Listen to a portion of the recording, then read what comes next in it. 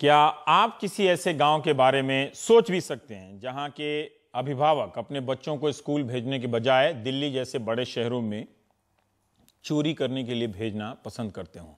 बच्चे नाबालिग होते हैं, लिहाजा अगर कभी पकड़े भी गए तो सज़ा नहीं होती।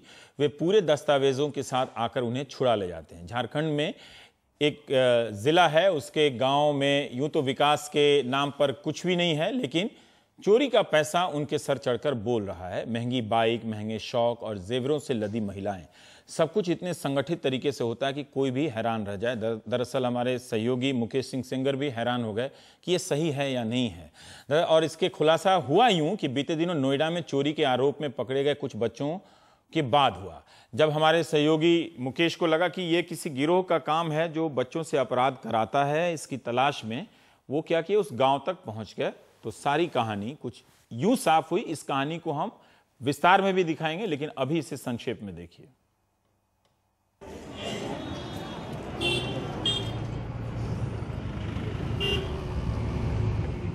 हमारी मंजिल साहिबगंज से करीब 20 किलोमीटर दूर महाराजपुर गांव है और मकसद है बच्चों से चोरियां कराने के लिए कुख्यात हुए इस गांव के लोगों को देखने, सुनने और जानने का।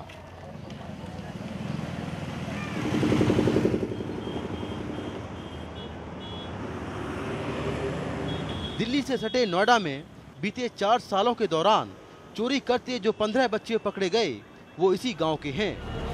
पहले लगा कि कोई गिरोह बच्चों को जबरन ले आता है, लेकिन यहाँ के कुछ लोगों का भरोसा जीतने के बाद जो तस्वीर सामने आई वो हिला देने वाली थी। तो ये है क्या कि यहाँ से अभी से आप जाइएगा 20-25 साल पहले तो चोरी भी नहीं था। जिसमें यहाँ पर जॉब में आए थे तो मैं भी यहाँ था, बचपन से मेरा जो है अब तक यहीं पर मैं रहा। वो लोग जो है बियर साइड में सब जमीन था, खेती बाड़ी सब कर रहे थे। तो जब कट गया वहाँ से, विस्थापित हो यहाँ, तो उनके पास रोजगार नहीं रहा। पत्थर में कुछ दिन रहे लोग, पत्थर में यहाँ काम किए, वहाँ काम किए।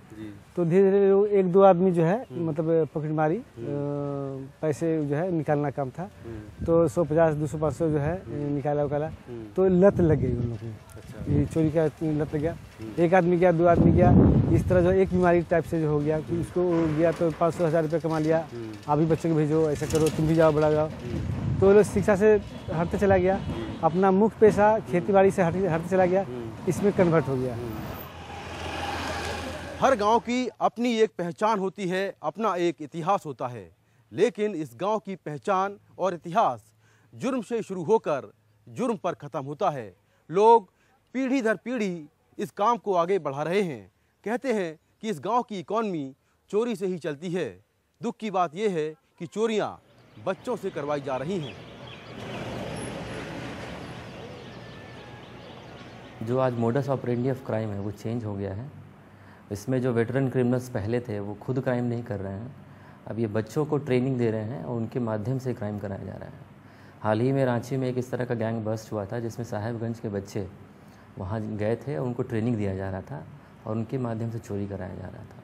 क्या वजह आपको लगती है? इनके मदर फादर खुद भेजते हैं, क्या वजह है इसके लिए? देखिए, इसमें एक तो है कि इजी मनी है, फास्ट मनी है। दूसरा कि बच्चे जब क्राइम करते हैं तो उनको जेल नहीं भेजा जाता है, उनको सुधार गृह भेजा जाता है और वहाँ से वो जल्दी ही छूट भी जाते हैं। एक कल्चर हो गया है, लेकिन इसके अगर तह में जाइएगा तो गरीबी है, अनएम्प्लॉयमेंट है, तो एक सामाजिक समस्या भी है। गांव की इन गलियों तक जुर्म का इतना पैसा पहुंचता है कि उसकी छाप आपको हर कहीं दिख जाएगी। जिस्म पर टैटू, कलाई पर कीमती घड़ियां, ब्रांडेड कपड़े, मॉडर्न हेयर स्टाइल और सलमान सा ब्रेसलेट।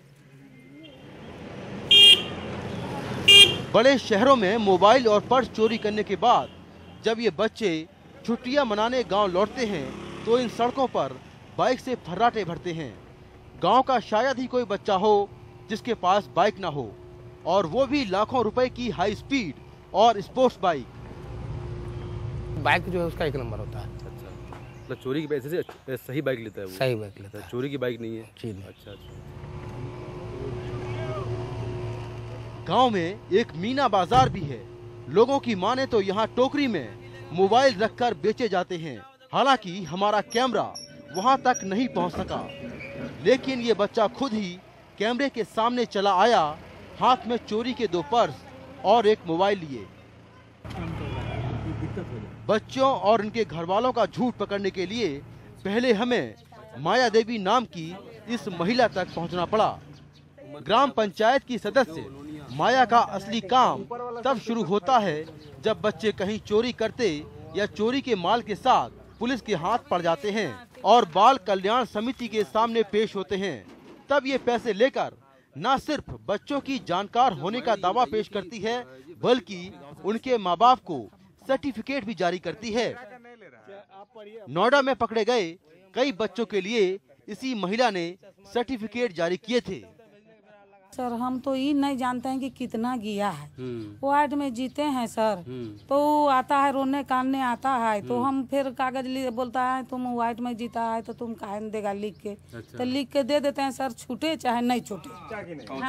महिला को हमारी नोएडा से की गई पहली रिपोर्ट की जानकारी थी, लिहाजा वो कैमरे पर हाय तौबा करने लगी। तो काम पढ़वे करते हो लोग ना, फिर हम अब कागज लिखते हैं, फिर हम कान पकड़ लिए, अब कागज लिखेंगे हम। तो वार्ड में भी हम खड़ा नहीं होंगे सर। फिर जब उसे हम पर भरोसा हुआ तो नोएडा में पकड़े गए बच्चों से मिलवाने को तैयार हो गई।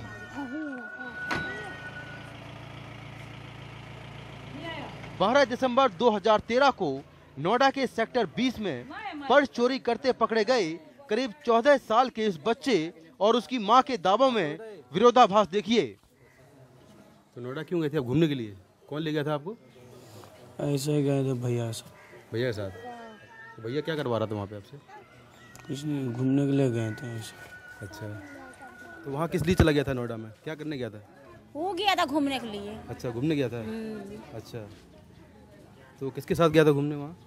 अकेले चला गया था घूमने के लिए। अच्छा, एक चीज बताया जाता है कि महाराजपुर के जो बच्चे हैं वो चोरी करने के लिए जाते हैं, ये कितना सच है? नहीं, एक सही बात है गलत बात है? नहीं गलत बात है, चोरी करने के लिए कोई नहीं जाता है। किस लिए जाते हैं वहाँ? ये तो पूछ रहा हूँ मैं आपसे। अब सब बच्चा यहाँ से मारता है, मम्मी सब भाग भाग के चले जाता है। अच्छा, कुछ माँ बाप खुद अपने बच्चों से चोरी करवाते हैं तो कुछ गाँव के बड़े दलालों को ठेके पर दे देते हैं। इसको लेकर के जो भी परिवार के बच्चे हैं उसको हायर किया जाता है सालाना, कि आपके बच्चे को 3 लाख रुपये सालाना हम देंगे और ये बच्चे आप मेरे जिम्मा दे दीजिए। उसका सारा फोटो वगैरह सारा सब फेक बनता है, आईडी उडी सब फेक बनता है और उसको लेकर के दूसरे शहर में जाते हैं। इतना ही नहीं, इन बच्चों को चोरी करने के पैतरे सीखने की कड़ी ट्रेनिंग से गुजरना पड़ता है।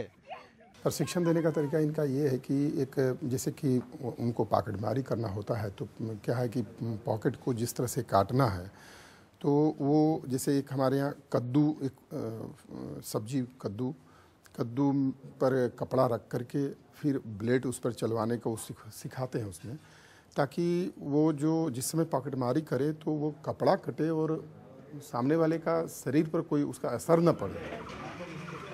झारखंड हो या अन्य राज्यों की पुलिस, वो उन माफियाओं तक नहीं पहुंच पा रही है जो बच्चों की मासूमियत से मनी कमा रहे हैं।